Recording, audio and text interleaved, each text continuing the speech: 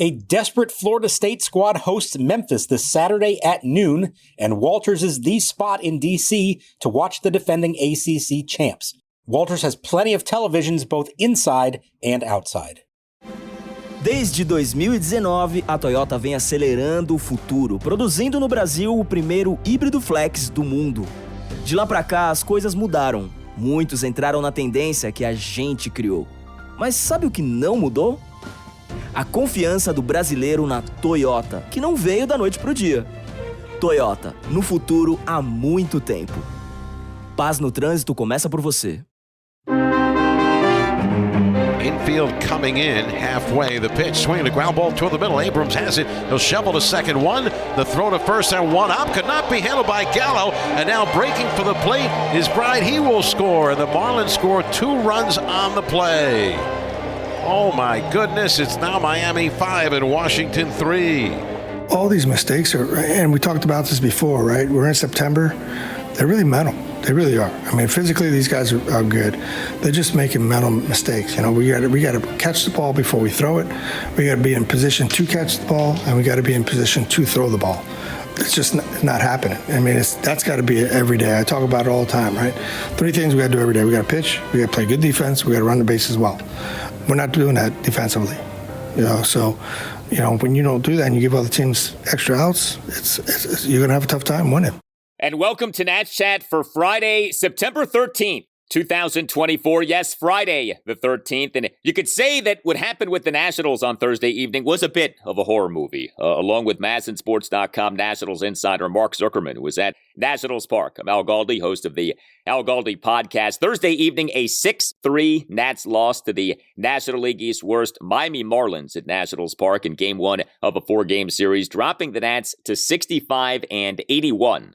And clinching the Nats not having a winning record for a 5th consecutive regular season. This was a bad loss for the Nats. It came against the lowly Marlins, who were tied with the Colorado Rockies for the worst record in the National League, 55 and 92. And the Nats in this game blew a 3-2 8th-inning lead. This installment of the Nats Chat podcast brought to us by the 4th annual Umps Care Charities East Coast Classic Golf Tournament, October 14th. At a new course, Laurel Hill in Lorton, Virginia. And Umps Care is reserving 2 spots for lucky Nats Chat listeners. If you are interested, email natschatpodcast@gmail.com. So the Nats on Thursday evening were guilty of a multitude of negative things. Bad offense after the first inning, some bad relief pitching, some bad defense. But I tell you, Mark, what happened with the offense really was something, and we have seen this kind of thing before, but the Nats in the bottom of the first score 3 runs on 2 doubles, a single, and a walk. The Nats over the final 8 innings, no runs, just 3 hits, just 1 walk. We thought that we might be in for a big offensive evening for the Nats. Instead, not so much. Not even close, Al. I mean, they did not have a base runner after the 4th inning. Nothing. And not even like good quality at bats or like, oh, somebody made a great player. No, that ball was scorched in the gap and it got cut off and they prevented a double or something like that. I mean, there was nothing offensively from them after the 4th inning. And it's not like the first 4 innings were that great. They scored 3 in the first and then had a few opportunities to add to that and just did not do it. And let's be clear who they were facing in this game. The 4 Marlins pitchers they faced in this game go by the names of Darren McCacken, Anthony Veneziano, Anthony Bender, and Jesus Tinoco. Now, with all due respect to those guys who are big league pitchers and good for them for pitching well in this game, that's not a murderer's row of opposing pitchers you're facing in this game if you're the Nationals. And anybody can have a good night on the mound. Anybody can have a bad night at the plate. But this was a really bad night at the plate for the Nationals, given who they were facing and the idea that they would not even have a base runner after the 4th inning does not sit well with me, or it shouldn't sit well with anybody. You know, we talk about how the Nats are not a good offensive team, but at times can do well. And you look at the last 2 games, they get to Max Fried, and yet they get worked by these, anonymous Marlins pitchers. And it's like, go figure. You sort of throw your hands up, like trying to figure out this team offensively that it can do as well as it did against Fried and then just get dominated after the first inning of this game against a really bad team in the Marlins. We'll do some more on the offense in a bit. So you look at what went down with the Nats bullpen in this game, and this will tie into more bad defense. 4 Nats relievers combined to allow 4 runs, 3 earned in 2 2/3 innings. Derek Law allowed 3 runs, 2 earned in 1 inning. Now, his outing started off in great fashion. He came into the game in the top of the 7th with a runner on first and 1 out, and he, on the very first pitch that he threw, induced a 6-4-3 double play. So much for Derek Law struggling when it comes to inherited runners, but then Law in the top of the 8th allowed 3 runs, 2 earned, and got just 1 out. He gave up a double, a walk, and 2 singles, and also during Law's time in the game, in the Marlins' 3-run 8th was a crucial throwing error by second baseman Luis Garcia Jr., who, on a grounder off the bases being loaded and nobody being out in the game tied at 3, committed a throwing error and one-hopping a throw to first baseman Joey Gallo in an attempt to complete a 6-4-3 double play. Now, I thought that Gallo could have caught the ball, but that was not a good throw by Garcia, so I don't know that you put that really on Gallo. But 2 runs ended up scoring on that play. We then had Robert Garcia in the top of the 8th facing 2 batters and getting 2 outs on just 6 pitches. Davey Martinez, interestingly, then did not have Garcia come back out for the following inning. Garcia got pulled from the game in favor of Joe La Sorsa. La Sorsa, in what ended up being a 1-run 9th for the Marlins, faced 3 batters, but got just 1 out. And Tanner Rainey in the top of the 9th faced 2 batters and got 2 outs, but the first out was a 1-out RBI sac fly for a 6-3 Marlins lead. And, you go back to the Garcia era, Mark, that was the Nats' 3rd error of the game. C.J. Abrams, a throwing error in the Marlins' 2-run 3rd. Jose Tena, a fielding error in the top of the 1st. Some bad bullpen work, but also some really bad defense in this game. Yeah, I think defense is the number one storyline out of this one. Davey Martinez didn't hold back. He was upset with it. He described these as not physical mistakes, but mental mistakes. He feels like these guys are not ready for the ball. They're thinking ahead to the throw before they catch the ball. They're not completing each step of that process. The technique has been bad. The effort, I suppose, in some ways has been bad in terms of just the actual defensive effort. Not that they're not trying, but they're not executing those the way that you're supposed to. And we're talking about some pretty routine plays here. These were not above average or outstanding plays they're asking them to make. It leads to 3 runs in the game. And what did they lose the game by? 3 runs. So I think that's a big part of it, obviously. And, I couldn't help thinking to myself watching this game, we're 2.5 weeks away from the end of the season. It's a small crowd, announced at 13,299, a lot fewer than that in the park, playing the Marlins, who, as we know, aren't bringing a whole lot to the table themselves. Some of these young guys are playing every day. They maybe haven't been through a full September in the big leagues before, and it's kind of showing out there. Now, that's not an excuse. And Davey's answer, because I asked him about this, was essentially, this is the exact reason why they need to be out there right now and why they need to learn how to play through September, even if you're not in the race, because someday, and hopefully soon, they want to be in the race, and these are the games that are going to matter the most to them. So he wants them to get this experience, and I think that he's frustrated by the fact that they would come out in a game like this and look so lethargic and not play a cleaner brand of baseball, because he feels like this is an important lesson for all of them. Hey, you may be out of the race, but you better learn how to come to play every night right now in September when you've already clinched a losing season, because the day comes that you're playing games that really mean something in September. You want to have been through this before and not let that kind of stuff happen when it really matters. Well, and especially when you consider, too, everyone on this team has something to prove, some more than others, but it's not like anyone on this team has done enough to warrant taking a night off when you're playing or, sort of being lackadaisical out there. If you're Jose Tena, you better get better defensively, because you're not going to be playing much moving forward if you don't get better defensively. Like, it's nice what he's doing as a batter, but I don't know that his bat screams you have to play this guy every day, even if he is subpar defensively. We know about Abrams' struggles this season. Like, he needs to be good defensively. And Luis Garcia Jr.'s had a good season, but he shouldn't be assuming anything with his spot with this team moving forward. Like, we don't know what's going to happen over the next year or two. His defense matters. So For sure. And, I get it, like long season, bad opponent, lack of life in the ballpark, but this is part of the job. It's a 162 game season, and sometimes you have to manufacture your own energy, but you got to do it. That's part of being a ball player. And that to me is not an excuse. The Nats for this regular season as of games through Wednesday, so this will almost certainly get worse off what happened on Thursday. Number 28 out of 30 major league teams in team defensive runs saved at minus 28. This isn't just like a bad defensive team. This is one of the worst defensive teams in the majors this season. And we've talked about that, but I don't know that always is something that, people kind of realize. Like, it's not just that the defense is kind of sort of not good. It's really bad. Like, comparatively speaking to other teams in MLB, the defense is really bad. Now, the Nats, when they were making postseasons, didn't always have great defenses. So I'm reluctant to say, well, the defense has to get better in order for the Nats to be better. But, boy, it would be nice if the defense was better, because that makes things awfully easier when it comes to getting better. Well, it's got to be at least average, I think. You don't have to have a great defensive team, but you better be at least average out there if you want to have success and help your pitching staff out. And while you hope that this current group of young starters can ultimately turn into Scherzer, Strasburg, Pete Corbin, and Gonzalez, there's no guarantee of that happening, and they don't necessarily have the pedigree at the moment to suggest that they're going to be that good of starting pitchers. So you're going to have to be able to get outs in other ways, and defense is a big part of it. I think what's strange about it is, without knowing the stats, if you just said to somebody, hey, do you think the Nats are better defensively this year than they have been the last few years? I think most people would say yes.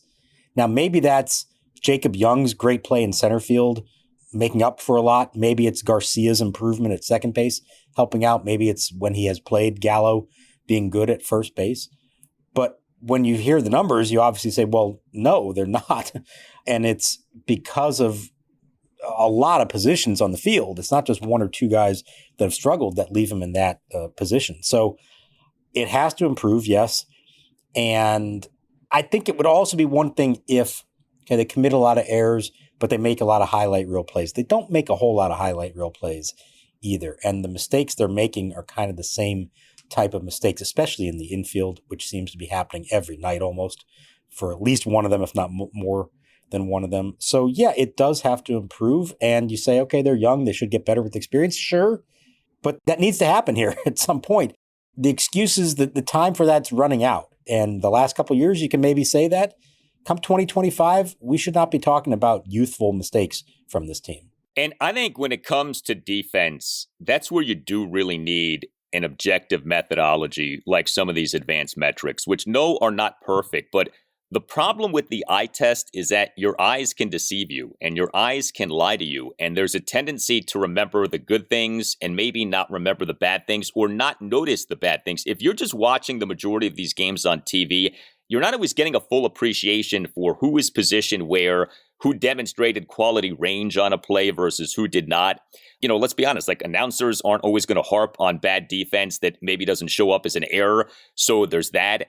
And so, what you tend to remember are like the diving plays or, something that's like obviously good or obviously bad. But there's a lot of not so obvious good and bad in defense in baseball. And that to me is a real part of the value of things like defensive runs saved and defensive WAR and the StatCast metrics. And they're not gospel. Understand that. But I think you need an objective methodology. You can't just go by, well, my eyes tell me this.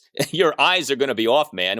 And that goes for all of us. I mean, I'm not just talking about like, some random fan, like all of us. You need something to go back to because you're not going to remember everything and you're not going to properly take in everything. And yeah, like you go by the objective data, the Nats team defense is not good. The 4th annual Umps Care Charities East Coast Classic Golf Tournament is taking its talents to a new course, Laurel Hill in Lorton, Virginia, on Monday, October 14th. Register today at umpscare.com. Proceeds will support the delivery of 100 Build-A-Bear furry friends to kids at Children's National Hospital. Again, register today at umpscare.com.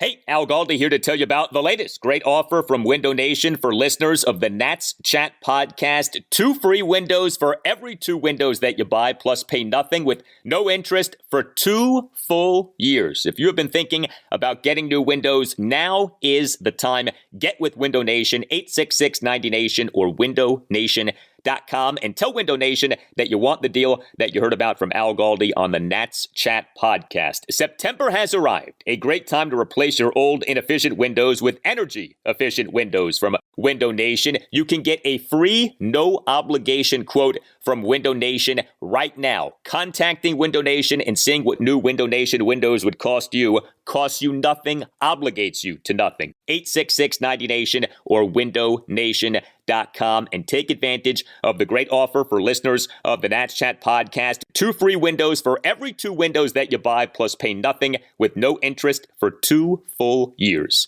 866-90Nation or windownation.com. That's 866-90Nation or windownation.com, and tell Window Nation that Al Galdi sent you. For those interested in learning a new language, whether it be Spanish, French, or something else, check out Babbel. Babbel's 10-minute lessons are quick and handcrafted by over 200 language experts, ready to get you talking about your new language in just 3 weeks, because talking is the key to really knowing any language. Designed by real people for having real conversations, Babbel gets you talking. With over 16 million subscriptions sold, Babbel's 14 award-winning language courses are backed by a 20-day money-back guarantee, so no pressure. Here's a special limited-time deal for our listeners right now. Get up to 60% off your Babbel subscription, but only for Nats Chat listeners at babbel.com/natschat. Get up to 60% off babbel.com/natschat. Spelled BABBEL.com/natschat. Rules and restrictions may apply. And now the set. McCacken delivers, swing and a shot. It's off the glove of the shortstop Lopez. It deflects to the second baseman, and the throw to first by Sano is not in time. Scoring on the play is C.J. Abrams. Cruz ends up with a hit, and the Nationals lead 1-0.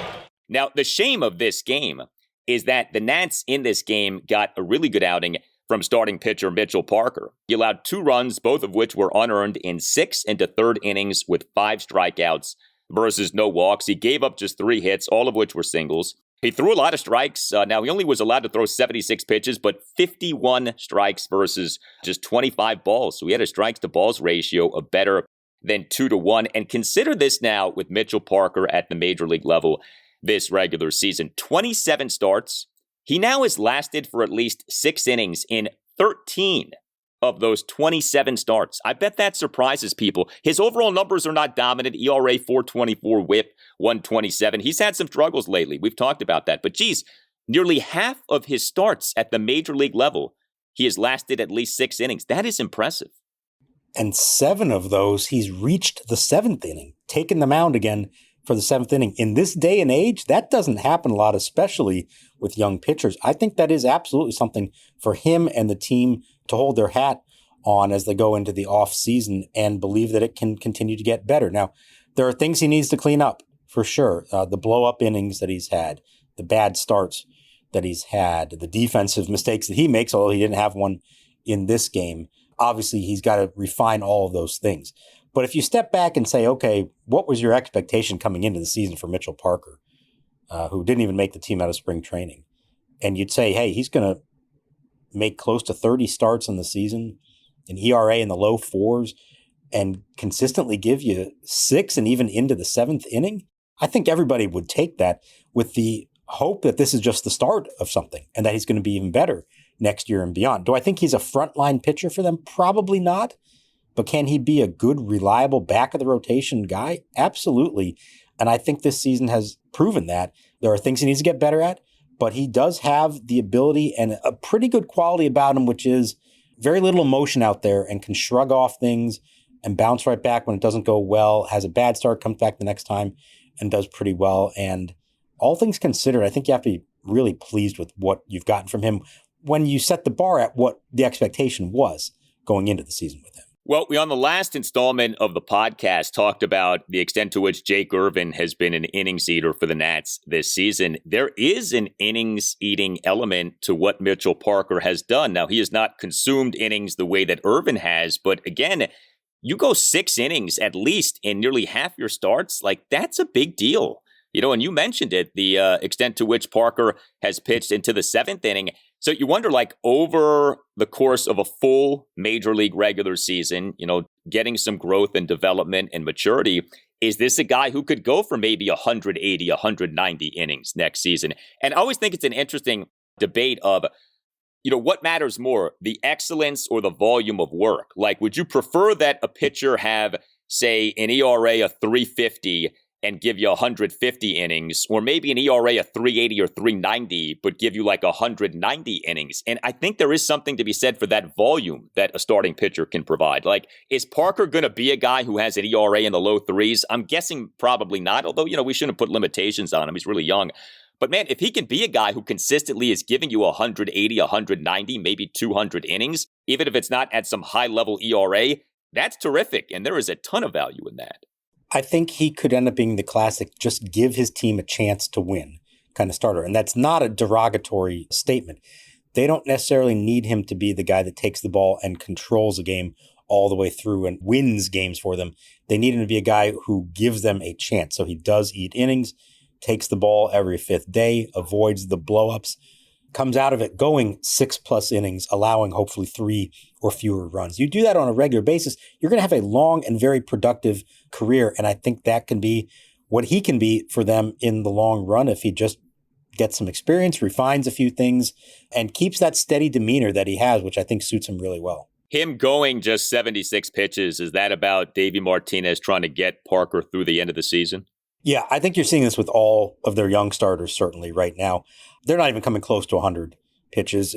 I don't even know if they've even hit 90 the last turn or two through the rotation. They're being very cognizant of that. They know we're almost at the finish line.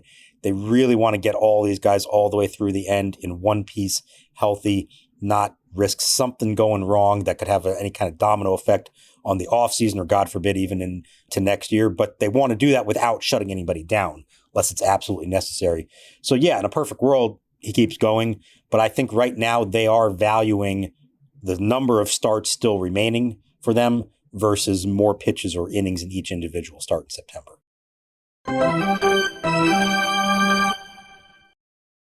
Hey, Nats Chat, want to tell you about Mint Mobile's premium wireless package starting at $15 a month when you purchase a 3-month plan. All plans come with high-speed data and unlimited talk and text delivered on the nation's largest 5G network. To get this new customer offer and your new 3-month premium wireless plan for just $15 a month, go to mintmobile.com/natschat. That's mintmobile.com/natschat. Cut your wireless bill to $15 a month at mintmobile.com/natschat.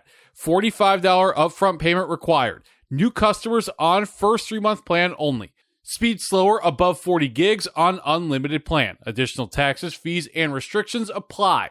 See Mint Mobile for details.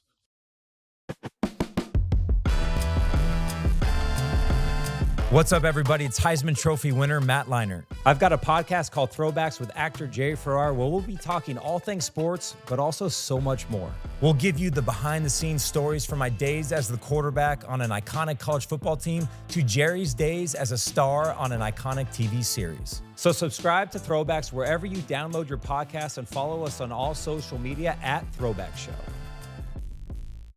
Tá a fim de ver os grandes craques do futebol europeu? Tá com aquela vontade de ver golaço? Clássico do futebol inglês ou El Clássico espanhol? A gente tá contigo e com o Vini Júnior, o Haaland, o Mbappé e muito mais. O Disney Plus tá com tudo e o melhor futebol do mundo tá no Disney Plus. Assista futebol europeu ao vivo no Disney Plus. Outfield shades toward right on Pache, the right-handed hitter. Berger not a fast man at first. He leads. The pitch is cracked toward right center and deep. Long chase for Cruz on the go. He reaches, he slides, and he makes a spectacular catch. Sliding feet first along the warning track. Dylan Cruz robs Pache of extra bases and maybe a game-tying hit. What a catch by Cruz. Feet first sliding grab up against the wall. Maybe his best play in the big leagues defensively.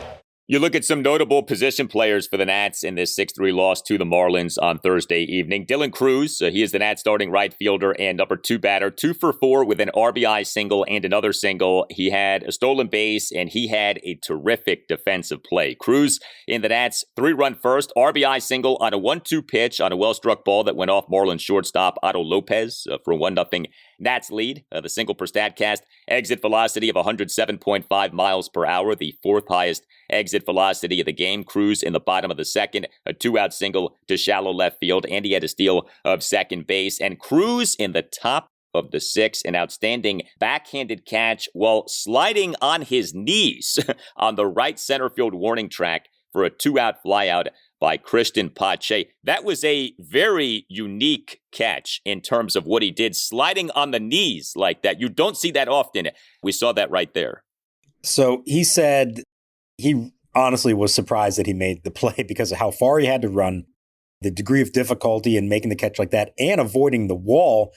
He's going full steam, and by sliding, I think the way that he did, it helped prevent him from going hard into that wall out there, maybe saved his body quite a bit. So you saw the reaction on his face when he caught that ball. He realized, number one, he surprised himself making the catch. Number 2, was very relieved that he did so without suffering any kind of real damage to his body. I got to tell you, it's been impressive watching him play right field. And I know most of his time in the minors was in center, and maybe, eventually that is where we'll see him in the big leagues. But he's been a good right fielder for them in terms of the range, in terms of the arm that he has out there. And you can only imagine that with time and experience, that's going to get better. So we just talked about how bad the Nats defense has been. There's potential next year to have a Gold Glove center fielder and a really good right fielder in Dylan Cruz. And I want to believe that James Wood's going to be at least average in left field for them with some more experience. So to me, the defensive concerns in the longer term here are really more about the infield than they are about the outfield. James Wood in this game as the Nats starting left fielder and number 3 batter, 0 for 3 with a walk. Wood in the Nats 3-run first, a 6-pitch walk. We had more signs of offensive life from C.J. Abrams. He on Thursday evening as the Nats starting shortstop and number 1 batter, 1 for 3 with a double and a walk. And he had a stolen base. Now, Abrams did commit that throwing error in the Marlins 2-run third, but Abrams in the Nats 3-run first, leadoff double to deep right field, and he had a steal of third base. And Abrams in the bottom of the second drew a 2-out 5-pitch walk. That was one of the great things about that 3-run first. Abrams, Cruz, Wood in succession, all making an impact. That was a good thing to see. Yeah, it's only the second time that they've batted them 1, 2, 3 like that so far in the big leagues. I think that is ultimately the ideal plan for how this goes if they all prove that they deserve to be hitting in those spots. So they all 3 get on base to start the game in the bottom of the first. They all 3 score. They all 3 came up again in the second inning, and Abrams and Cruz both reached base again. And I was getting all ready to make a big deal out of the fact that combined between them, they were going to be 6 for 6 reaching base in the first 2 innings. And then Wood sent a fly ball to right field or center field in the bottom of the second to end that inning. And then they just didn't do anything after that. But a great start to the game from them. I want to see that trio again and again and again.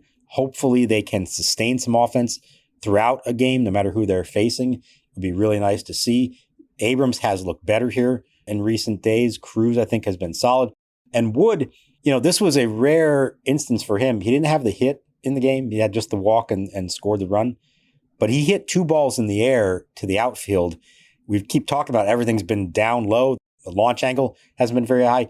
2 fly balls for him, maybe a sign, if he just, hits those a little bit better, of actually turning those into some extra base hits.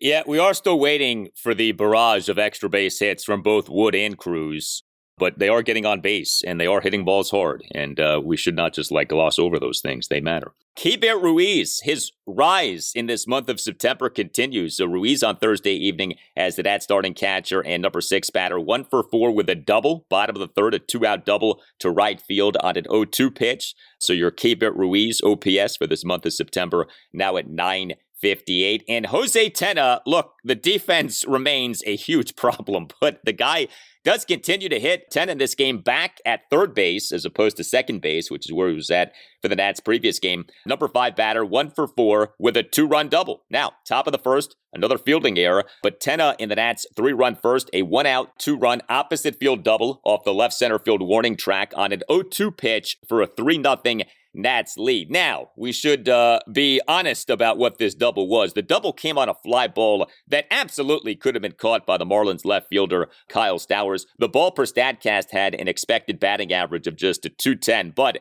did go down as a 2-run double. And Tena once again produces offensively, but also makes you shake your fist with his defensive work. As Adam Dunn used to say, drive in more than you let in. And that may just have to be the case with Jose Tena, at least for now, while he's still playing the field every day. The offense has been good, and that's the only reason that he's playing every day. If he was not hitting, I don't think we'd be seeing him out there this much, but he is hitting both lefties and righties. And it makes you just keep thinking, like, how does this work in the long run? Is there a chance for him to fit into this in some capacity? And if so, at what position? I was wondering myself going into this game, like, is there a scenario where you could see a Jose Tena, Andres Chapparo DH combo next year? Would that be enough, the two of them, to not have to go out and sign somebody that would cost more money? I don't know, but I think it's a possibility. I think they've both shown enough to make you want to see a little bit more, and maybe that's one route they could go if they do spend money on other positions and not on that one.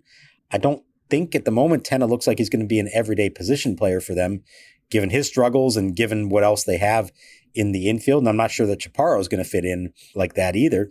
But one lefty and one righty, you could probably do worse than that as a DH combo if you believe that what you've seen from them here late this season is legit. You want everyone to be good at everything. Of course, that's not true with everyone. And, you know, if you have to pick between offense and defense, you do prefer the offense over the defense. And you see this, right? Like, if you're a really good hitter, but really bad defensively, you still will play. See Daniel Murphy at second base. If you are a really bad batter, but are really good defensively, you won't necessarily play every day. See Danny Espinosa at second base. And so with Tena, you're seeing kind of this, you know, Daniel Murphy-like scenario where the defense is a real problem, but the hitting is there. And so it's hard to deny him right now. I'm not saying he's Murphy, okay? But, you know, it's that same sort of principle of the offense overrides, supersedes, whatever you want to say, the defense. And so I think most teams would say, we want you to be good defensively, but man, if you bring it offensively, it's going to be hard for us not to play you. And Tena right now, to his credit, is bringing it offensively. Since the Nats promoted him to the majors, he has been one of their better offensive players. I agree with you, and I think you want to see more of it. And I know he wasn't a highly touted prospect, but he did hit in the minor league. Same with Chapparo. And by virtue of the timing of this and where the team's needs were at the time of those trades, they're getting the opportunity to play here pretty much every day for them. And that can go a long way. You got here first, you get your chance, kind of like Jacob Young did in center field. You make your name for yourself and you can put yourself into their plans for next year. And I think they have to be careful not to just count on that happening. We've unfortunately seen with some others coming up here who weren't highly touted, got off to a great start, and you thought they may have something here and it didn't work out in the long run. So you've got to be ready with a plan B if it doesn't work out. But I think there's been enough there offensively to say this is worth seeing more of.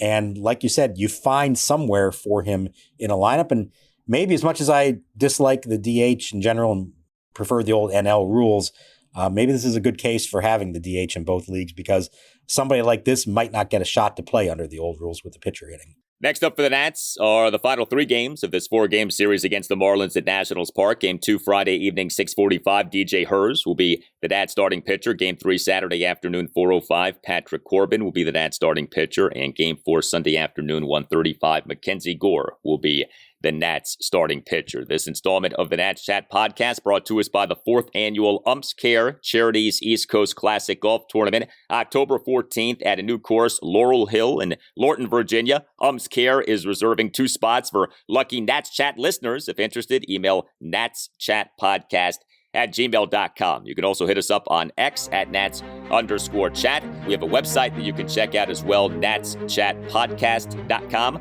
All Nationals radio highlights on Nats Chat are courtesy of 106.7 The Fan. For Mark Zuckerman, I'm Al Galdi. We thank you for listening, and we'll talk to you next time on the Nats Chat podcast.